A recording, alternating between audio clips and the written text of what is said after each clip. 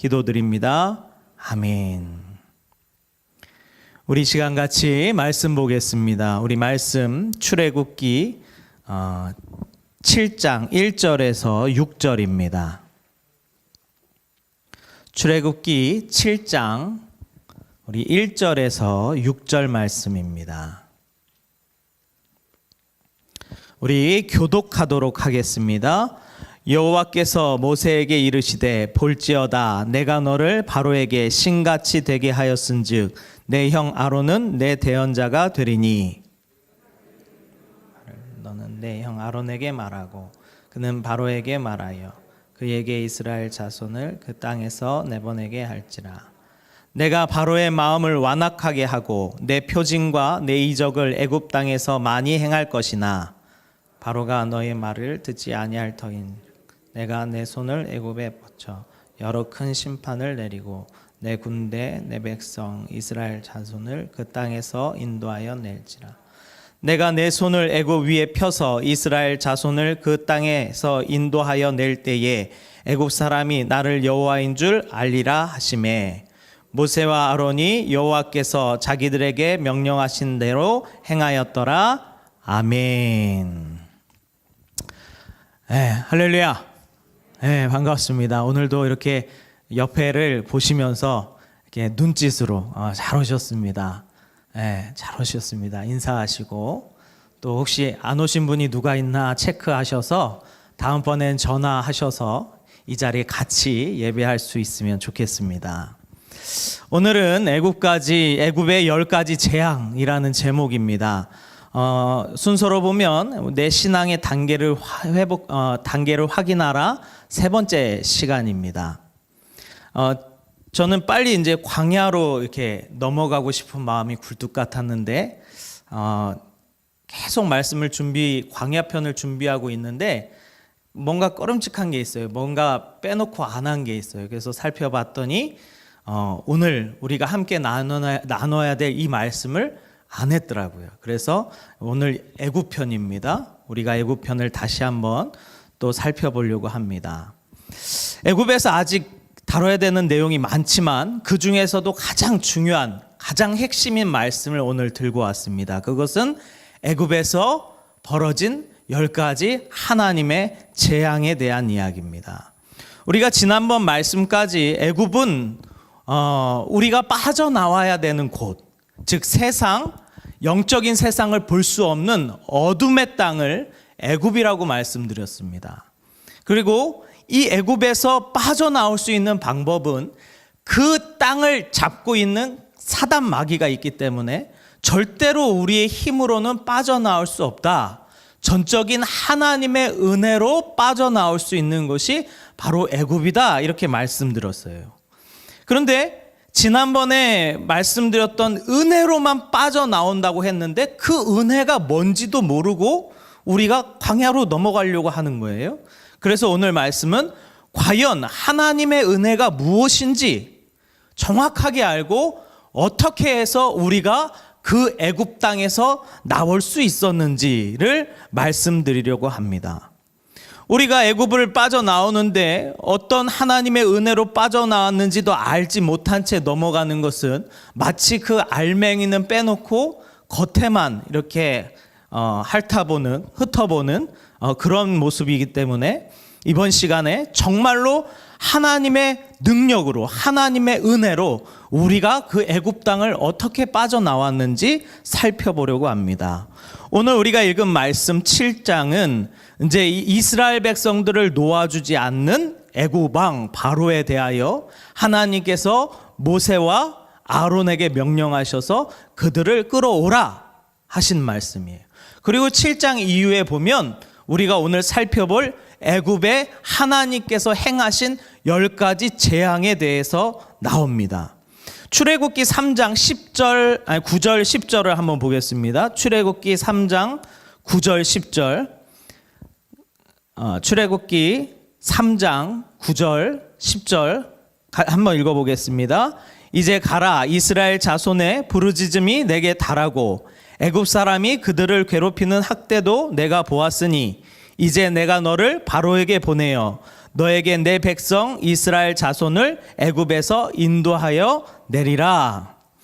하나님께서 이 400년 동안 애굽에서 종살이하는 이스라엘 백성들을 살펴보시고 돌아보시고 그들에게 모세를 보내셔요. 모세는 어떤 자입니까? 하나님께서 이미 광야에서 먼저 훈련시킨 사람이에요.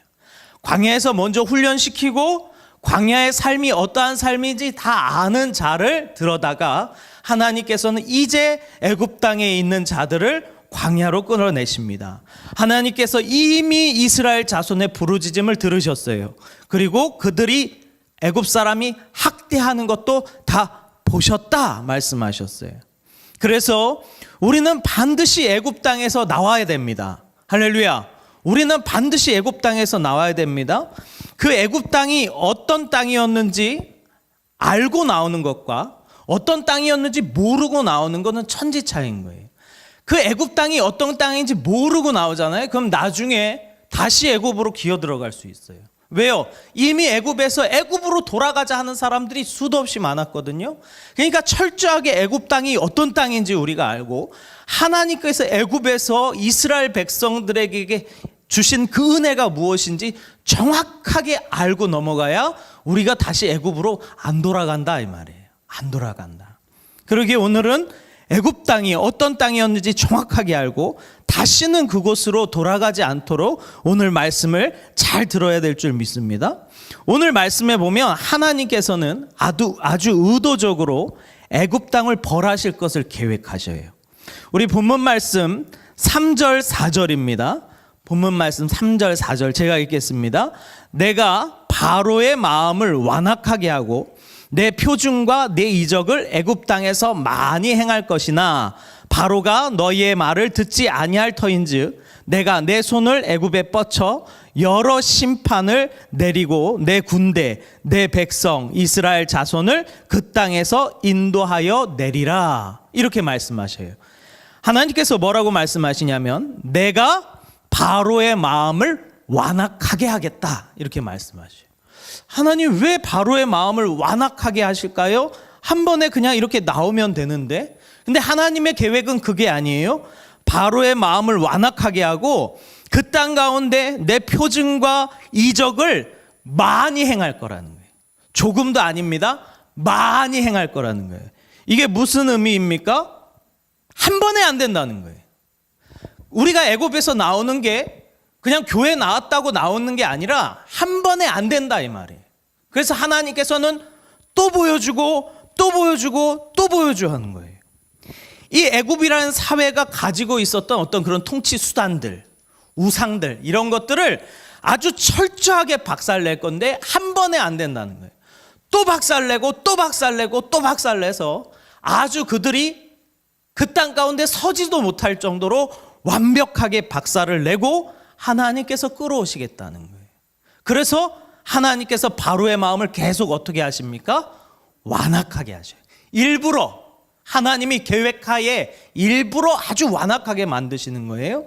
그래서 그 땅 가운데 내가 이적과 내 표징을 많이 행하겠다 이렇게 말씀하시는 거예요. 아주 철저하게 박살이 나야 됩니다. 그들이 붙잡고 있었던 모든 의지, 모든 권세, 모든 우상 아주 하나님께서 철저하게 박살내신다는 거예요. 그래서 이 10가지 재앙이 다 필요한 겁니다.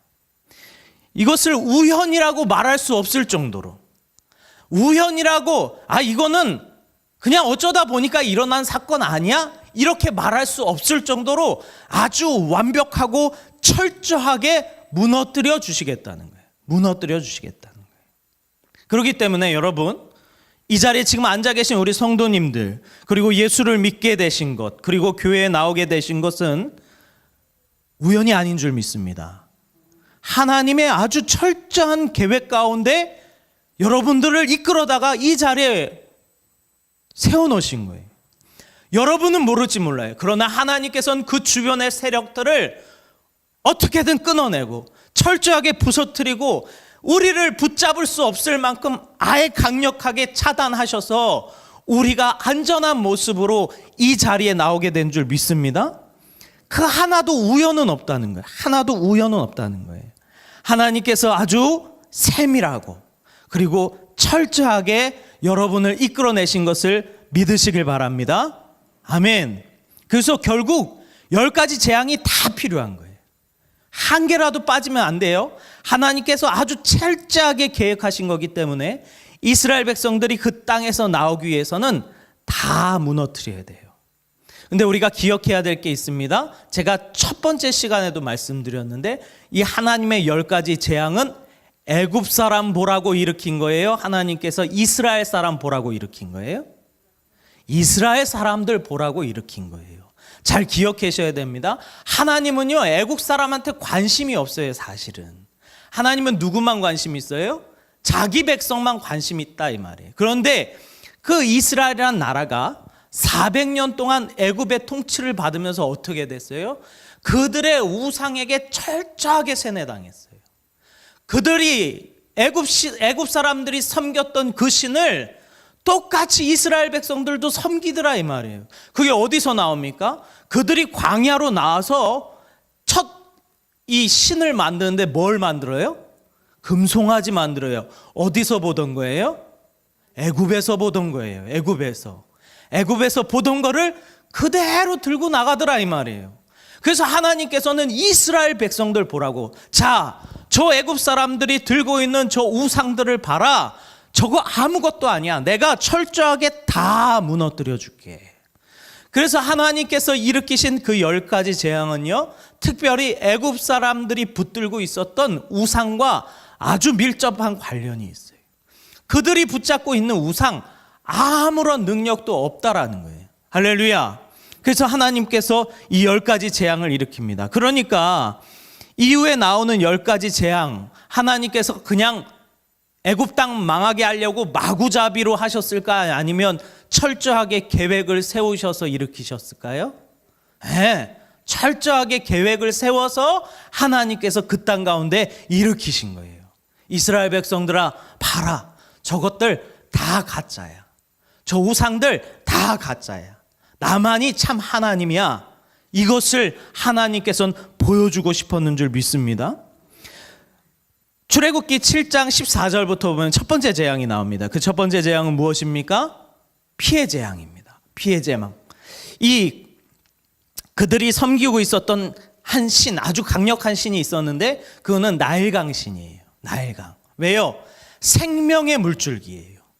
그 애굽이라는 나라가 먹고 살 수 있고 풍성하고 강대국을 이루기 위해서 반드시 필요한 게 이 나일강입니다. 그래서 그들은 그것을 생명의 젖줄로 여겼고 그들을 신으로 섬겼어요.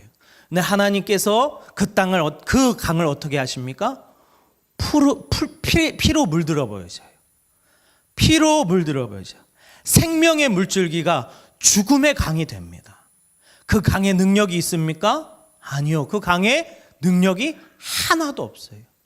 하나님께서 그 강을 피로 썩는 강이 만들게 하니까 모든 물고기들과 그곳에 사는 모든 짐승들이 다 죽어 썩어서 둥둥 올라와 떠다니기 시작합니다. 이 애굽 사람들이 도대체 먹을 수 없는 그 악취가 풍기는 그런 강이 됐어요. 그러면서 하나님께서 말씀하시는 거예요. 이것이 과연 신이냐? 물어보시는 거예요. 이것이 과연 신이냐? 이렇게 썩어 문드러지는 것이 너희에게 신이냐? 이렇게 물어보시는 거예요. 즉 생명의 근원이었던 물을 하나님께서 죽음의 상징인 피로 바꿔버리시고 그 우상이 아무런 능력도 없음을 선포하신 줄 믿습니다. 두 번째 재앙은 어떤 재앙입니까? 출애굽기 8장에 보면 개구리 재앙이 나옵니다. 이 개구리는요, 이 나일강이 이렇게 우기가 되면 물이 이렇게 넘쳐서 주변에 있는 밭들로 이렇게 쏟아지는데 그 범람이 많이 할수록 풍년이 된대요. 풍년.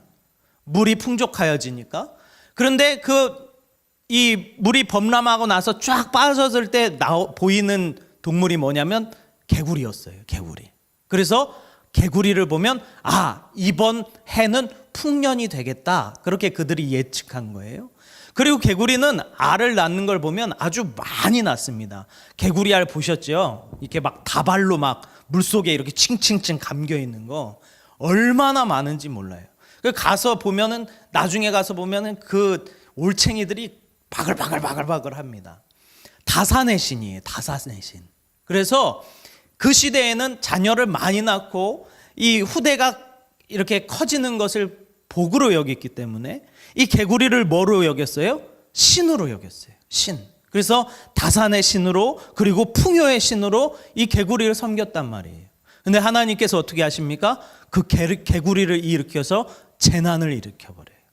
온 지면을 개구리로 다 덮어버리시는데 그들이 도대체 건들 수가 없어요. 그래서 모세에게 부탁을 합니다. 제발 이 개구리 좀 쫓아내달라. 이 개구리를 좀 쫓아내달라. 부탁을 해요. 그래서 그들을 쫓아냅니다. 그러자 바로가 다시 마음이 어떻게 집니까? 완악해져요. 한 번으로 안 된다는 거예요. 아주 완악해집니다. 세 번째 재앙은 8장 16 출애굽기 8장 16절 이하에 나옵니다. 이 재앙이에요. 티끌을 잡아서 흙을 잡아서 뿌리니까 그것이 이로 돼서 모든 생명 있는 것들에 달라붙기 시작합니다. 그것은 이 하나님께서 이 모든 자에게 일으키시는 재앙이에요. 즉, 이 땅이 그들에겐 축복입니다. 그들이 농사를 짓고 그 땅의 소산으로 그들이 먹고 살아요. 그런데 이 땅이 그들을 이제 어떻게 하기 시작합니까? 공격하기 시작해요. 공격하기. 그래서 땅의 신이었던 그들이 섬기는 게브라는 그런 신을 하나님께서 박살내는 장면이 바로 이런 장면입니다. 네 번째, 다섯 번째, 여섯 번째, 일곱 번째, 하나님께서 땅과 그 모든 소산을 다 공격하시는데 아주 철저하게 나중에는 메뚜기 떼까지 일으키셔서 그들의 남은 것까지 싹 갉아먹게 하셔요. 너희가 믿는 그 풍요의 신, 너희가 믿는 그 땅의 신, 너희가 믿는 그 농사의 신, 그들이 다 뭐냐? 우상이라는 거예요. 아무런 능력도 없는. 하나님께서 무너뜨리시면 그냥 무너질 수밖에 없는 그런 우상들이라는 거예요. 누구 보라고 일으키셨더라고요? 이스라엘 보라고. 이스라엘아, 저 애굽 사람들이 고통당하는 거 봐라. 저들의 신이 그들을 지켜주느냐? 못 지켜준다 이 말이에요. 누구만이? 오직 하나님만이 지켜주시는 줄 믿습니다. 우리가 아홉 번째 재앙은 출애굽기 10장에 나오는데 흑암의 재앙이에요. 이 애굽은요, 해가 가장 잘 드는 나라라고 불렸어요. 해가 가장 잘 드는 나라. 그래서 그들의 수도 가운데 헬리오폴리스라는 수도가 있는데 이것은 태양의 집이라는 뜻이에요. 태양의 집. 그래서 그들은 그만큼 태양을 섬겼고 그들이 섬기는 가장 큰 신은 태양의 신 라라는 신이에요. 라라는 신이고 바로 자기는 뭐라고 말하냐면 자기는 태양의 아들이다 이렇게 선포했어요. 그러니까 신의 아들. 나는 태양의 아들이다 이렇게 선포했어요. 근데 하나님께서 그 태양을 어떻게 해버리셔요? 흑암으로 덮어버리셔요. 가려버리셔요. 그들에게 빛이 안 나요. 근데 이상합니다. 저 이스라엘 땅에는 햇빛이 나와요. 그런데 애굽 땅에는 햇빛이 안 나와요. 왜 그렇습니까? 그 너희가 믿고 있는 저 제일 강력하다는 저 태양의 신도 하나님께서 가려버리면 무력하다는 거예요. 무능력하다는 거예요. 아무것도 도울 수 없다는 거예요. 그래서 하나님께서는 여호와 하나님, 바로 당신만이 가장 큰 신임을 증명하신 줄 믿습니다. 그런데 희한하게도요, 이 9가지 재앙까지 일으켰는데도 불구하고 그 바로가 마음을 돌이키지 않아요. 아주 완악하게 합니다. 마지막에 이 10번째 재앙이 꼭 있어야 돼요. 이 10번째 재앙이 결국 그 바로를 무너뜨리는, 즉 이 세상의 왕, 이 세상을 지배하고 있는 그 사단 마귀를 무너뜨리는 그 마지막 재앙이 바로 이 10번째 재앙이다 이 말이에요. 그래서 우리는 이 10번째 재앙을 잘 알고 있어야 돼요. 자, 우리 출애굽기 11장 5절에서 6절입니다. 출애굽기 11장 5절에서 6절 우리 같이 한번 읽어보겠습니다. 애굽 땅에 있는 모든 처음 난 것은 왕위에 앉아 있는 바로의 장자로부터 맷돌 뒤에 있는 몸종의 장자와 모든 가축의 처음 난 것까지 죽으리니 애굽의 온 땅에 전무후무한 큰 부르짖음이 있으리라. 자, 보세요. 하나님께서 마지막에 일으킨 재앙은 어떤 재앙입니까? 장자가 죽는 재앙이에요. 장자가 죽는 재앙. 고대 이스라엘도 마찬가지지만 고대 시대에 이 장자는 아주 특별하게 여겨졌습니다. 왜 그렇습니까? 그 장자는 그 가문의 기력이요, 그 가문의 첫 번째예요. 그래서 이 장자에 대하여 아주 큰 권한을 부여했고 이 장자를 아주 대표적인 사람으로 세웠었는데, 이 바로의 장자도 하나님께서 이 바로가 뭘로 세웠냐면 이 라의 신, 그러니까 태양의 신의 아들이라고 그들을 세웠어요. 바로 지금으로 말하면 파라오죠. 파라오. 그 파라오는 이 이름이 아니라 명칭입니다. 명칭. 그래서 파라오 1대, 2대, 3대, 4대, 5대. 그래서 애굽의 왕은 다 파라오예요. 그런데 이 파라오는 누구냐? 태양신의 아들이라고 불리던 사람이에요. 이 성경에 보면 땡땡땡의 아들이라는 표현이 많은데 이게 이런 의미입니다. 고양이가 새끼를 낳으면 뭐가 됩니까? 고양이가 되죠. 네, 고양이가 새끼를 낳으면 고양이입니다. 강아지가 개가 새끼를 낳으면 개가 되죠. 사람이 아들을 낳으면 사람이 됩니다. 그러면 신이 아들을 낳으면 신이라는 뜻이에요. 그러니까 바로가 자기를 태양의 아들이라고 부르는 것은 자기가 곧 뭐라는 거예요? 신이라는 거예요. 신. 이 신약 성경에 보면 예수님께서 자신을 하나님의 아들이라고 하잖아요. 그랬더니 사람들이 막 신성 모독이라고 예수님을 잡아 죽이잖아요.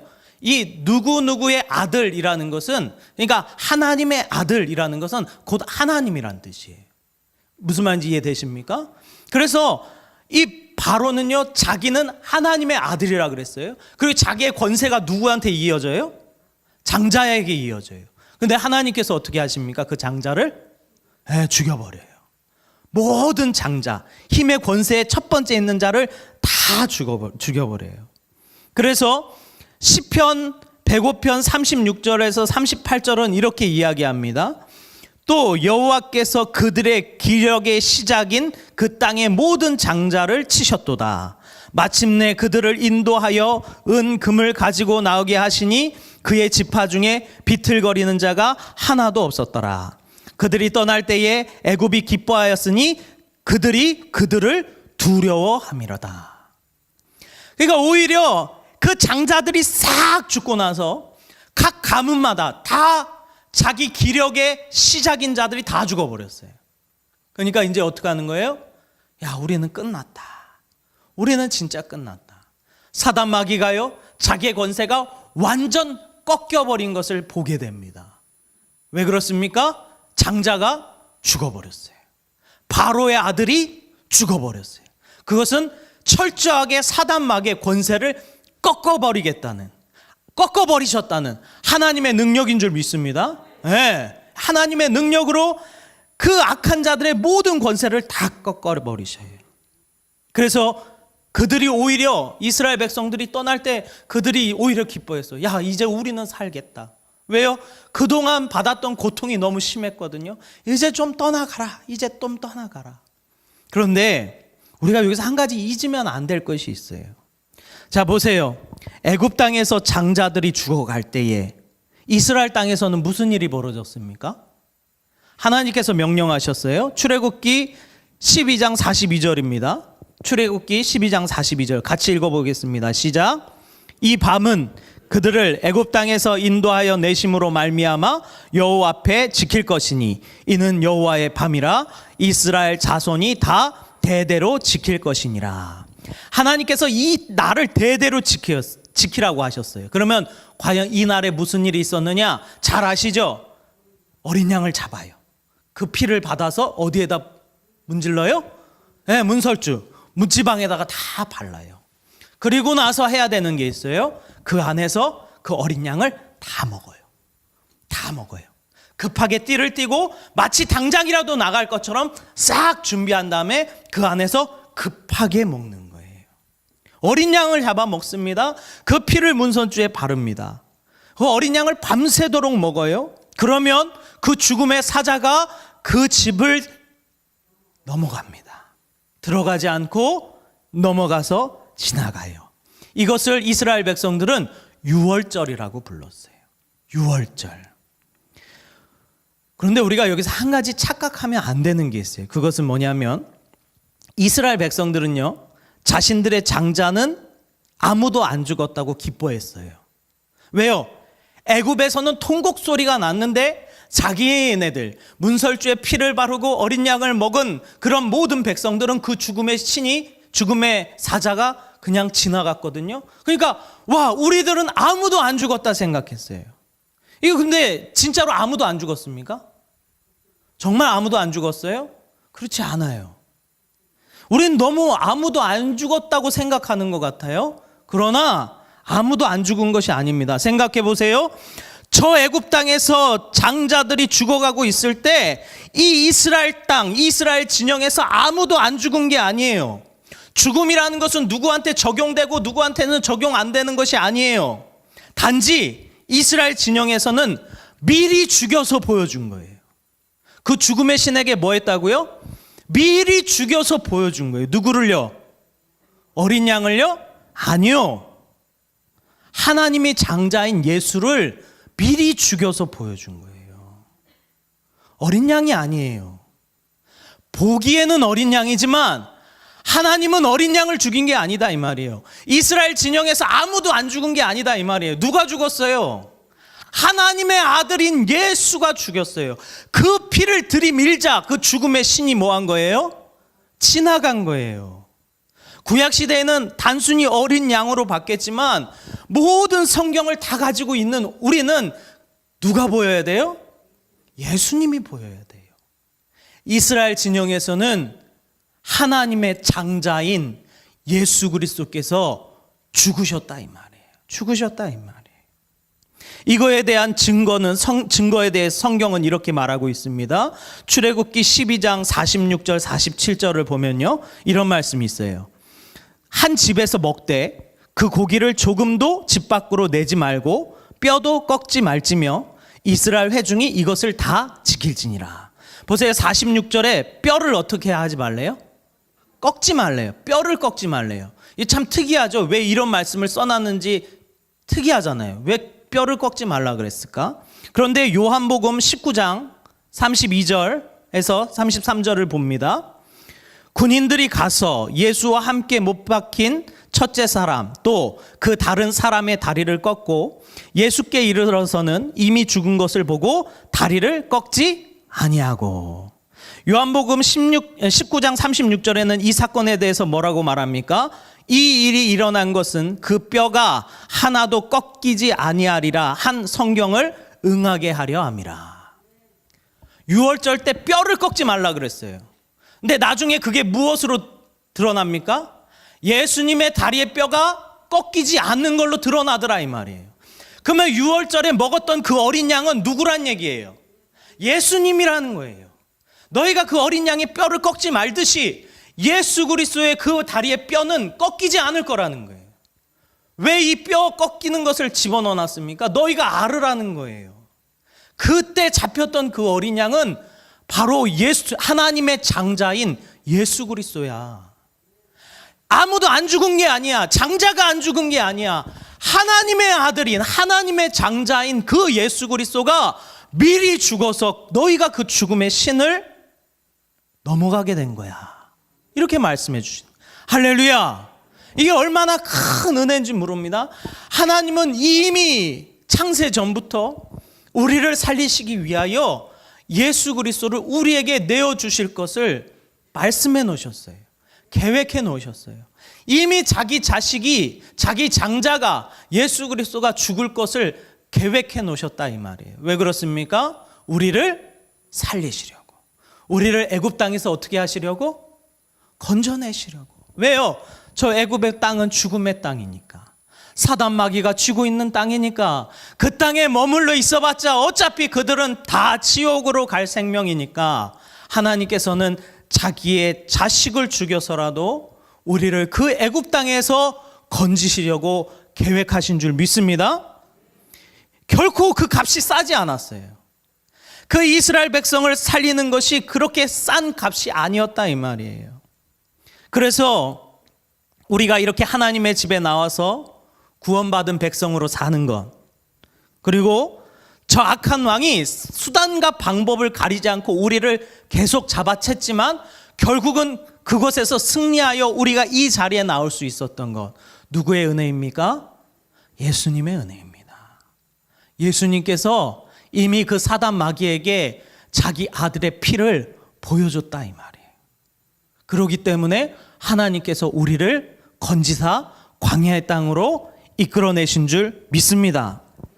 주님께서는 제자들에게 그 유월절을 맞이하기 전 날에 제자들을 모아서 앉혀놓고 떡과 포도주를 준비해 놓고 주님께서 이렇게 말씀하셔요.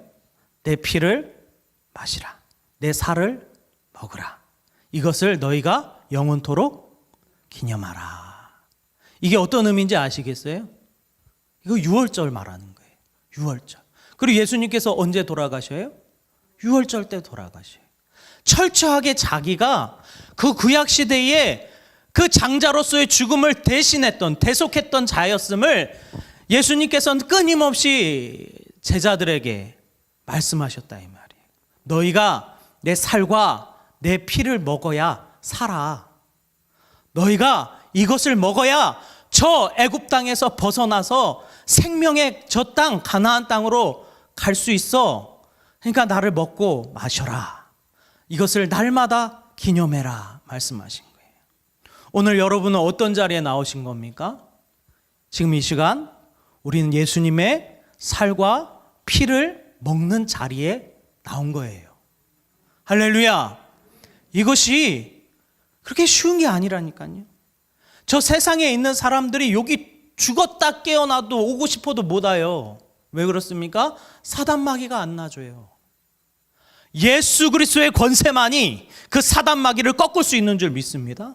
오늘 그러기에 이 자리에 계신 우리 성도님들은 다 예수 그리스도의 은혜를 받은 자예요. 그런데 저는 어떤 생각이 든 줄 압니까?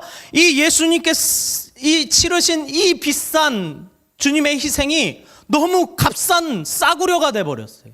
너무 값싼 은혜가 돼버렸다 이 말이에요. 왜요? 그냥 누구나 다 그냥 올 수 있는 것처럼 생각하니까. 그렇지 않아요.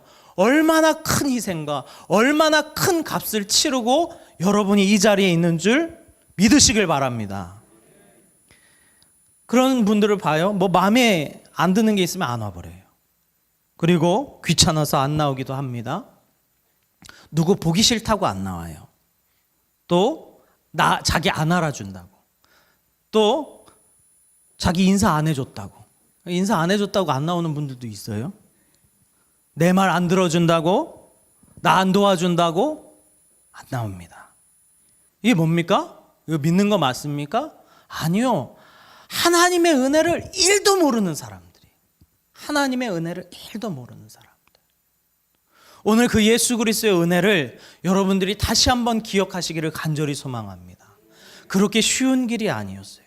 얼마나 예수님께서 기도를 많이 하셨는지 온 얼굴에 다 핏줄이 터져서 땀이 핏방울처럼 흘러내릴 정도로 고통스러운 그런 과정이었어요.